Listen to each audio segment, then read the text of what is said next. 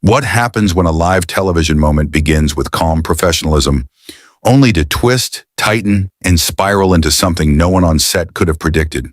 The studio lights hum with a soft, electric menace as the countdown echoes in the control room. 3, 2, 1. And suddenly the world of broadcast journalism snaps into motion. The cameras slide forward, the monitors flicker awake, and the tension, subtle at first, coils underneath every heartbeat. The narrator's voice glides in like a low cinematic whisper.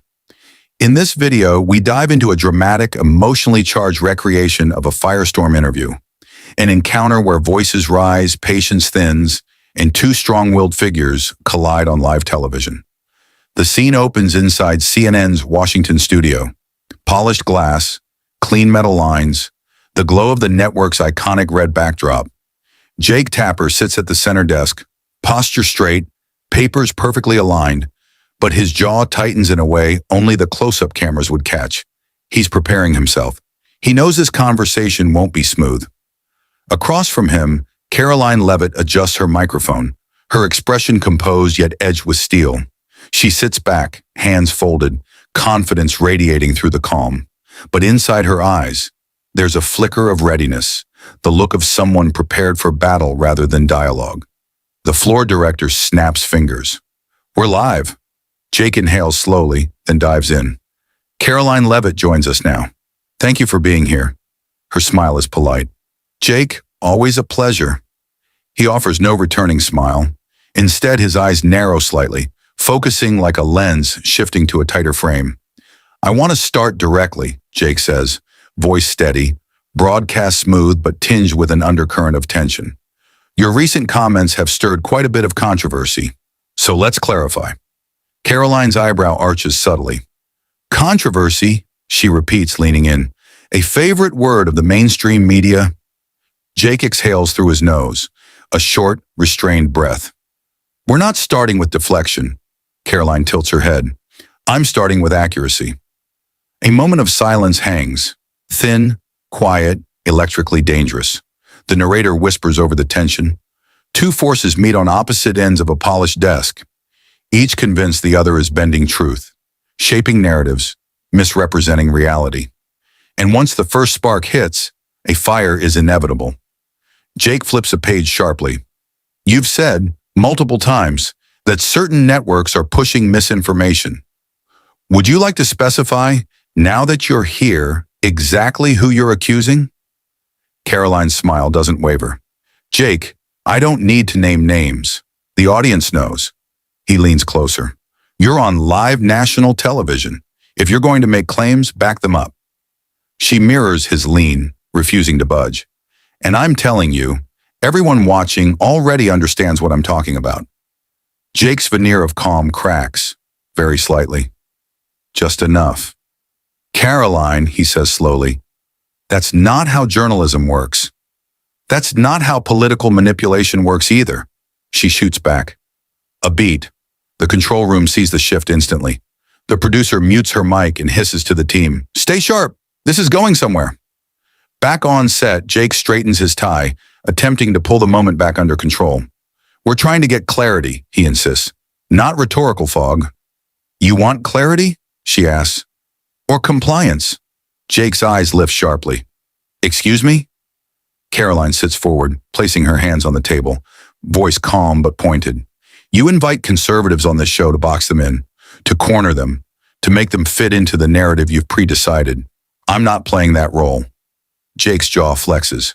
I'm asking reasonable questions. And I'm giving reasonable answers, she counters. Answers without substance. Questions without fairness. The tension spikes. The studio air feels heavier, tighter, as if the walls themselves are closing in to hear every word. Jake almost smiles, an involuntary, strained twitch.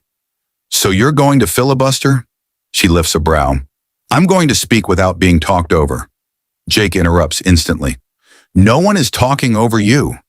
Karoline counters without hesitation. You started interrupting the moment I didn't give you the answer you wanted.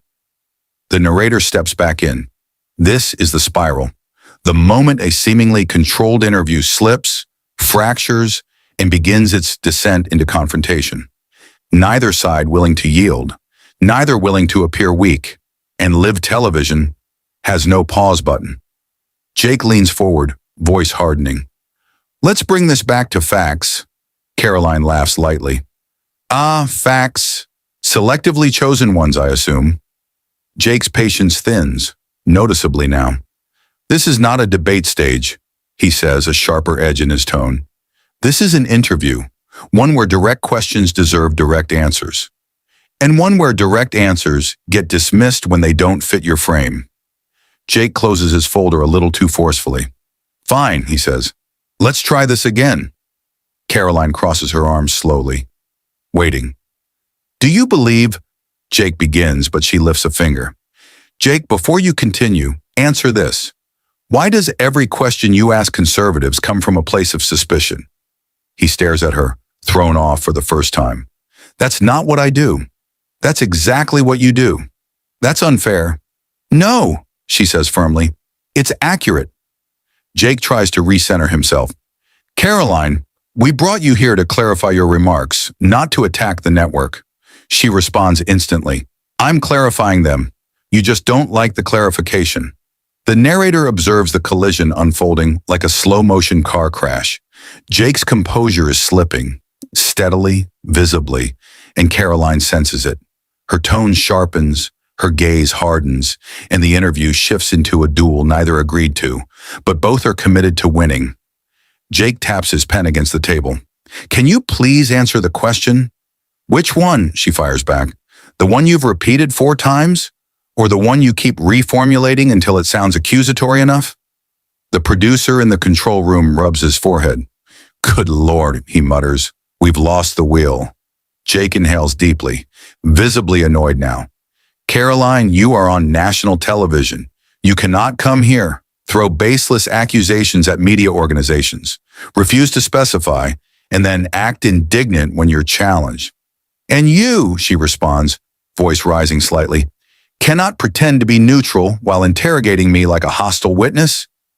Jake's response is immediate, sharp, clipped. I'm doing my job, and I'm exposing a pattern. Jake's eyes flare, not wide, but enough that the cameras catch the shift. Expose whatever you want, he says coldly, but answer the question. The heat between them is palpable. The studio lighting amplifies the rising tension, casting sharper shadows across their faces. Karoline leans in, her voice lowering into a clear, unwavering challenge. What if my answer is something you don't want to hear, Jake? What then? He fires back without hesitation. Then at least you'll have given one. For a moment, silence. Heavy, weighted, cinematic silence. Jake's breathing is controlled but strained. Karoline's expression is calm but fiercely unyielding. The narrator breaks the quiet like a blade slicing through still water. And this is where live television stops being a conversation and becomes a confrontation. 2 clashing worldviews, 2 stubborn wills, 1 stage, no script, no safety net. Jake finally pushes ahead. Let me ask again, clearly, one last time. Which networks did you accuse of deliberately misleading the public? Karoline meets his gaze. Dead on. Yours, she says. Jake's face freezes, not shocked, but furious in a way he tries and fails to conceal. You're accusing CNN of misinformation? He asks tightly. I'm accusing CNN, she replies, of choosing narratives over truth. The words hit the air like a thrown match, and the moment the sparks land, the fire begins. Jake's patience, already thin, finally tears. You don't get to come on the show and attack our integrity because you can't handle basic questions. Karoline sits back unflinching. You invited me here. Don't get upset when I speak plainly. The control room erupts. Cut to wide shot. Now. Get ready to intervene. But on set, Jake keeps going. And you don't get to twist this interview into propaganda. And you don't get to pretend neutrality while pushing your spin. Karoline, Jake, this is unacceptable. This is expected. Jake's voice rises. You're not answering anything. Karoline's voice matches it. Because you're not asking in good faith. Their voices clash, overlap, collide, live, raw, unscripted. The narrator whispers, and just like that, the spiral becomes a free fall. Karoline tilts her head. If you want to move forward, then stop pretending this conversation is neutral. Jake doesn't flinch. Neutrality is my responsibility. Answering questions is yours. And exposing bias is mine, she fires back. Jake sits up straighter, voice lowering but intensifying. You're not exposing anything. You're dodging. I'm confronting, she snaps. Their voices clash again, not loud but sharp, calculated, slicing into each other with precision. Jake lifts a paper from his stack and holds it up. Fine. Let's use your own words.